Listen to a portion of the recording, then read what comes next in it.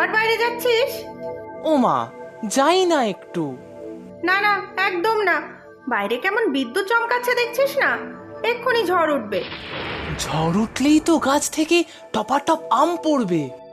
কি দোষী ছেলে রে তুই, এই ঝড়ে আম কুড়োতে যাবি? জানো মা, বিশ্বাস কাকুদের বাগানে যে বড় আম গাছটা আছে, ঝড় উঠলেই কাঁচা পাকা সব আম পড়ে। তাড়াতাড়ি না গেলে যে বাকিরা সবাই আম কুড়িয়ে নেবে। নিগ্গে, বিশ্বাসদের বাগান তো বাগান নয়, পুরো জঙ্গল।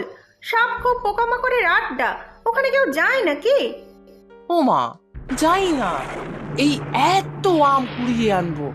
তুমি তো কাঁচা আম খেতে কত ভালোবাসো। না না, আমি বাবাকে বলবো বাজার থেকে তোর জন্য আম নিয়ে আসতে। ধুর, বাজারে তো সবসময় আম পাওয়া যায়। ঝড়ে আম কুড়োনোর মজাই আলাদা। সবাই তো যায়, কত মজা হয়। সে যতই মজা থাক, এখন তুই বাইরে যাবি না। আকাশের যা অবস্থা, বৃষ্টি নামলো বলে। তোর বাবা কিন্তু শুনলে খুব রাগ করবে। ও মা, বাবা বাড়ি আসার আগেই চলে আসবো। যাই না মা। না বললাম তো, বৃষ্টিতে ভিজলে শরীর খারাপ করবে, জ্বর আসবে। সামনেই না তোর পরীক্ষা, যা পড়তে বস। উফ, এই পড়া আর পরীক্ষা ভালো লাগে না। বললাম তো যাবি না, যা ভিতরে যা, গিয়ে পড়তে বস। সব সময় খালি দোষীপনা। তুমি কেন বুঝছো না বলো তো? আমার বুঝে কাজ নেই।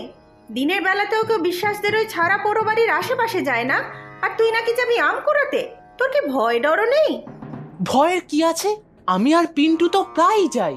এই বড় বড় পেয়ারা হয় ওখানে। দাঁড়া, তোর বাবাকে নালিশ করছি। খুব দুরন্ত হয়েছিস তুই। যা ঘরে যা, পড়তে বস।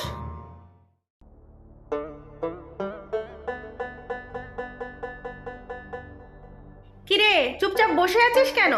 জোরে জোরে পড়। পড়ছি তো। কি পড়ছিস সে তো দেখতেই পাচ্ছি। সেই তখন থেকে বাইরে যাওয়ার জন্য ছুকছুক করছিস। এই হ্যারিকেনটা রেখে গেলাম। বাইরে কি খুব মেঘ ডাকছে মা? হ্যাঁ, শুনতে পাচ্ছিস না? জোরে জোরে পড়। আমি রান্নাঘরে গেলাম, ওখান থেকে যেন শুনতে পাই। মা এখন আর এদিকে আসবে না। এই ফাঁকে বেরিয়ে যাই, কটা আম কুড়িয়েই চলে আসবো। সেই কখন থেকে যা ঝড় হচ্ছে, নিশ্চয়